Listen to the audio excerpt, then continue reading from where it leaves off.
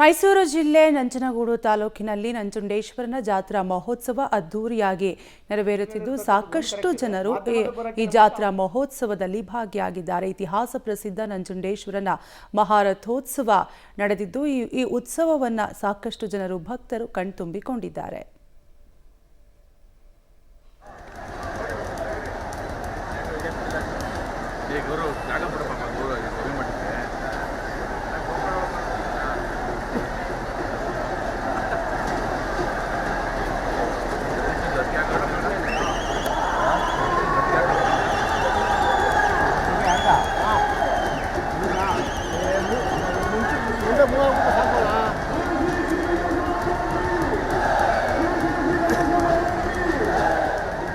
ಇತಿಹಾಸ ಪ್ರಸಿದ್ಧ ನಂಜುಂಡೇಶ್ವರನ ಮಹಾರಥೋತ್ಸವ ನಡೆದಿದ್ದು ನಂಜುಂಡೇಶ್ವರನ ರಥೋತ್ಸವಕ್ಕೆ ಸಾಕಷ್ಟು ಜನರು ಭಕ್ತ ಸಾಗರವೇ ಹರಿದು ಬಂದಿದೆ.